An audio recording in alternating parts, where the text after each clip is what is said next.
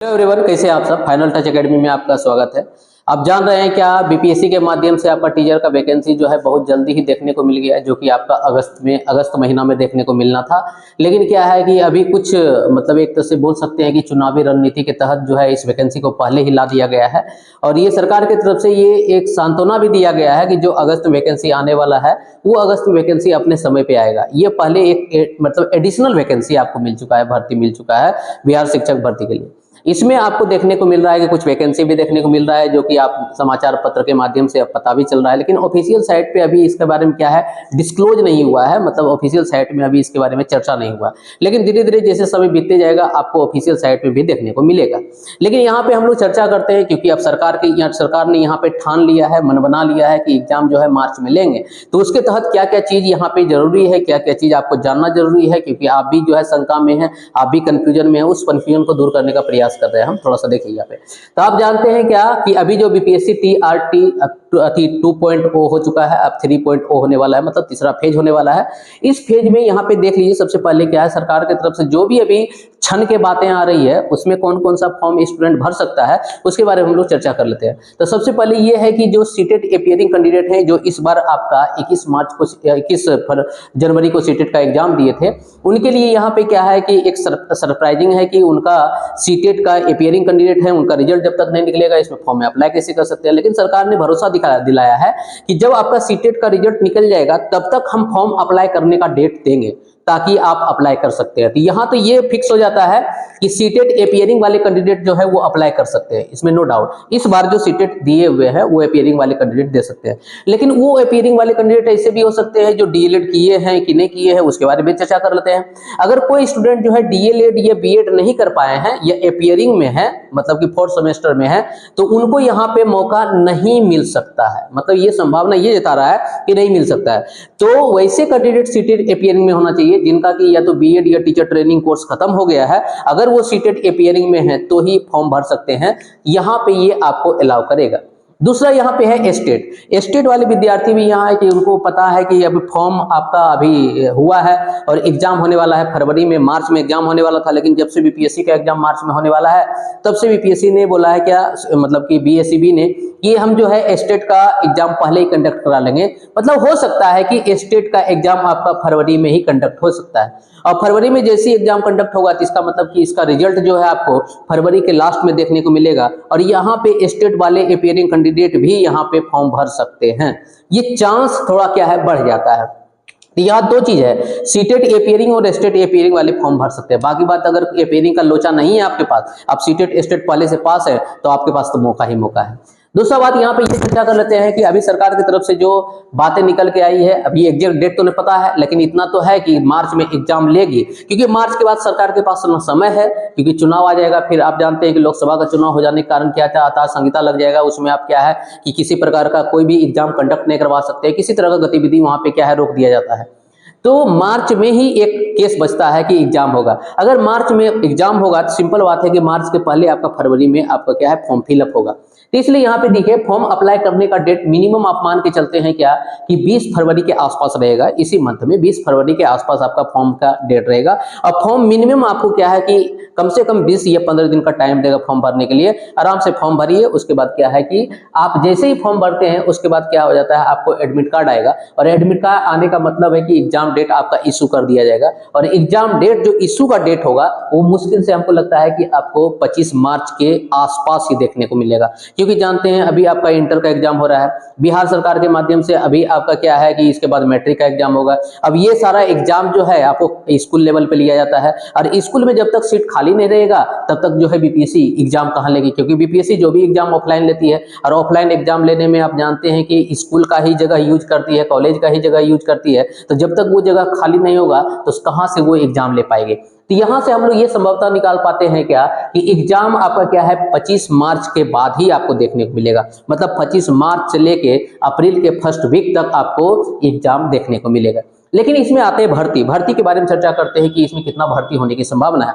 आप देखिए कि पेपर में जब शुरू में ये एक तरह से निकल रहा था वैकेंसी के बारे में, आप देखते होंगे क्या 60,000 वैकेंसी निकलता है। धीरे धीरे क्या है कि 2-3 दिन बाद पेपर में निकलने लगता है वो वैकेंसी, आप देखते हैं 70,000 के करीब होने लगता है।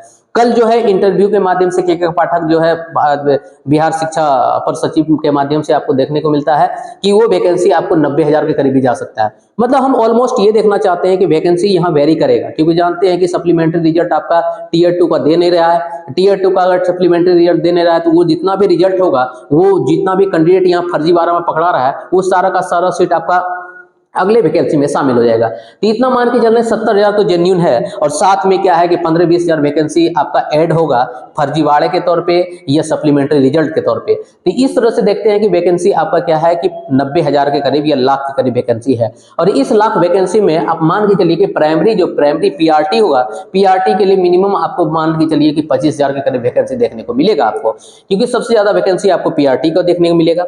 उसके बाद 6 to 8 जो है उसका वैकेंसी आपको 20,000 के करीब देखने को मिलेगा। और जैसे जैसे हायर एजुकेशन में जाइएगा वैसे वैसे वैकेंसी आपका कम हो जाएगा। मतलब क्या है 9th-10th के लिए वैकेंसी आपको क्या है 15,000 के आसपास देखने को मिलेगा, और 11th-12th के लिए वैकेंसी आपको क्या है इतना देखने को मिलेगा। अब ये जान लीजिए यहाँ पे कि 11th, 12th, 9th, 10th ये सब जो है टीजीटी पीजीटी वाले विद्यार्थी का क्या है कि यहाँ पे एक लेवल बन चुका है, क्योंकि ये 2 बार एग्जाम दे चुके हैं, तो उनको लगता है कि अगर एक बार मौका मिल जाएगा तो वो सिलेक्शन ले लेंगे। यहाँ पे दिक्कत उनको है जो पीआरटी बच्चे हैं और ये 6 to 8 वाले बच्चे हैं, क्योंकि ये कभी जनरल कॉम्पिटिशन का तैयारी नहीं किए हैं, और जितना भी जीएस पोर्शन है उस पोर्शन को पढ़ने के लिए इनको काफी समय चाहिए। इसलिए इन समय में इनको लगता है कि अगर हम इस फॉर्म को भर देते हैं तो मेरा एक चांस भी खत्म हो जाएगा और मेरा तैयारी भी उस तरह से नहीं हो पाएगा। तो इसलिए हम उनको बोलते हैं कि आप जो है कम समय में कितना बेटर कर पाते हैं, क्योंकि आप जानते हैं कि कट ऑफ तो उतना जाता नहीं है। पीआरटी वाले उसमें भी अगर कोई लड़कियां हैं मतलब महिलाएं हैं उनका कट ऑफ तो और भी कम जाता है, और आपको 120 नंबर में 120 नंबर लाना भी नहीं है। आप कम से कम 60-70 नंबर के लाने के करीब आप हो जाते हैं तो आपको हमको लगता है कि फॉर्म भरना चाहिए। उसमें से आप जानते हैं कि 35 से 40 नंबर के करीब आपका मैथ और रीजनिंग ही होता है। बाकी बात साइंस पोर्शन पढ़ लेते हैं तो 20 नंबर वहां से आपका बढ़ जाता है। अब थोड़ा सा एसएसटी पढ़ लेते हैं तो वहां से आपका 40-45 नंबर बढ़ जाता है। मतलब कि ओवरऑल अगर है आपके पास 1-1.5 महीना का समय, 1-1.5 महीना में बहुत कुछ कर सकते हैं आप। यहाँ खाली आपको मन बनाने भर देरी है। तो ये बोल सकते हैं कि पीआरटी वाले विद्यार्थी जो हैं उनको कम से कम ये फॉर्म को अप्लाई करना चाहिए, क्योंकि कम से कम एक चांस जाएगा, लेकिन इतना बड़ा वैकेंसी आपको देखने को कम ही मिल सकता है आगे। क्योंकि पाठक बोलते हैं कि अगस्त में वैकेंसी आपको इससे बढ़ के आएगा, लेकिन वैकेंसी बढ़ के कब आएगा? जब वैकेंसी आपके पास रहेगा। इतना मान के चलिए कि जो वैकेंसी आप देखिए पहले जब वैकेंसी आया था तो 2.25 लाख के करीब आया था, 1.5 लाख के करीब आया था। उसके बाद वैकेंसी आपको 1 लाख के करीब आया। उसके बाद वैकेंसी धीरे धीरे घटते चल गया। देखिए वैकेंसी बढ़ नहीं रहा है, वैकेंसी घट रही है। इसका मतलब क्या जानते हैं कि जैसे जैसे टाइम गुजरेगा वैकेंसी आपका अपने आप कम होते चल जाएगा। इससे ये पता चल रहा है कि पीआरटी वाले बच्चे को ज्यादा यहाँ स्ट्रगल करने का जरूरत है। अब उनके लिए क्या है कि कोई भी बैच वो ज्वाइन कर लें, और ज्वाइन करने के बाद उनको क्या है कि कम से कम 1 महीना जिस तरह से सीटेट में तैयारी कर रहे थे उसी तरह अगर यहाँ पे तैयारी कर रहे हैं तो उनको क्या है कि कुछ ना कुछ अच्छा परिणाम देखने को मिलेगा। इसलिए यहाँ पे अगर वो टारगेट बैच ज्वाइन करते हैं तो टारगेट बैच के लिए उनके लिए बहुत ज्यादा बेनिफिट होगा। अगले वीडियो हम ये आपको बताएंगे कि कैसे कैसे आपको मतलब कि अगर बीपीएससी टीचर का एग्जाम पास करना चाहते हैं तो उनके लिए क्या रणनीति होना चाहिए, वो अगले वीडियो में चर्चा करेंगे। क्योंकि जानते हैं उस वीडियो में आपको ये देखने को मिलेगा कि सब्जेक्ट जैसे मैथ्स है, मैथ्स में आप जानते हैं कि उस मैथ्स में एकेडमिक मैथ भी होता है, एकेडमिक मैथ के साथ साथ जनरल कॉम्पिटिशन का भी मैथ होता है। उस मैथ में आप देखते हैं कि अगर आप थोड़ा सा मेहनत कर देते हैं तो कम से कम 15-20 नंबर का जो मैथ पूछता है आराम से वो नंबर ला सकते हैं। खासकर रीजनिंग में प्रैक्टिस कर लेते हैं, रीजनिंग में नंबर आ जाएगा। उसके बाद आपके क्या है साइंस का पोर्शन बहुत ज्यादा एक तरह से क्या है उतना वास्ट भी नहीं होता है। आराम से एनसीईआरटी बुक को अगर लाइन बाय लाइन पढ़ते हैं उसका निचोड़ आपको दिया जाएगा बुक में, तो उससे क्या है कि आराम से उसको स्कोर कर पाएगा। और साथ में आप क्या है कि अगर एसएसटी में या करंट अफेयर में रुचि लेते हैं तो उसमें भी आप स्कोर बहुत बढ़िया कर पाइएगा।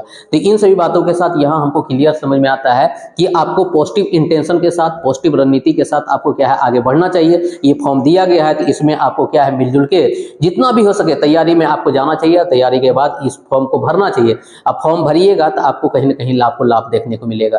बाय चांस अगर इसमें नहीं होता है, मार्च में नहीं होता है, तो कम से कम ये जो एक्सपीरियंस आपके साथ रहेगा, ये जो तैयारी आपके साथ रहेगा, ये अगस्त में कहीं ना कहीं आपको क्या करेगा, फायदा पहुंचाएगा, मदद देगा। ठीक है ना। इसलिए अगले वीडियो तक बने रहिए। अगले वीडियो में हम लोग क्या है रणनीति के बारे में चर्चा करेंगे, कौन कौन सा सब्जेक्ट होगा, कौन कौन सा सिलेबस होगा, और कौन कौन से सिलेबस को कम समय में पढ़े ज्यादा स्कोर कर पाए उसके बारे में हम लोग चर्चा करेंगे।